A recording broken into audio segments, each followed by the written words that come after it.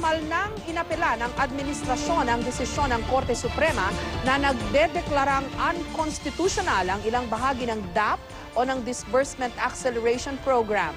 Sa mosyong inihain ni Solicitor General Francis Hardalesa, iginiit ng administrasyon na naaayon sa batas ang ginawa nilang paglipat ng pondo papunta sa mga ahensya sa labas ng executive branch. May report si Lia Manyalak del Castillo.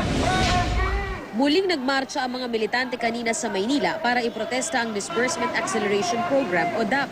Pero ang Malacanang hindi natinag. Kanina, inihain ang motion for reconsideration para iapela ang desisyon ng Korte Suprema na nagdedeklarang unconstitutional ang ilang bahagi ng DAP. Sa 52-page motion na inihain ng Solicitor General, hiniling nilang baligtarin ng Korte ang ilan sa kanilang desisyon at ideklarang constitutional ang pagturing bilang savings sa pondong may pinaglaanan pero hindi nagamit.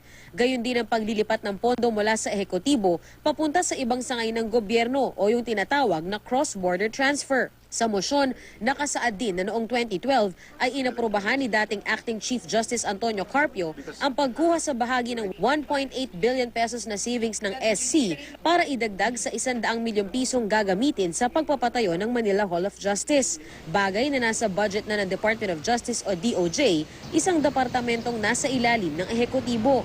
At noong 2013, hiniling umano ng SC sa Department of Budget and Management o DBM na ilipat sa kanila ang 100 million pesos mula sa budget ng DOJ para naman sa pagpapagawa ng Malabon Hall of Justice.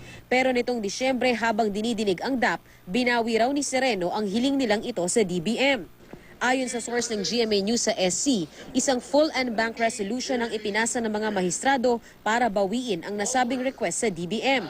Kaya giit ni Hardalesa, hindi na bago ang ginamit na mekanismo ng Administrasyong Aquino. Hindi rin daw maaring sinadya lang ng administrasyon na hindi gumastos ng pondo para lang may masabing savings.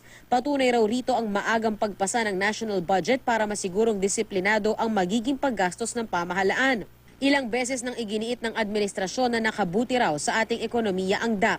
Economic stimulus nga kung tawagin nila ito.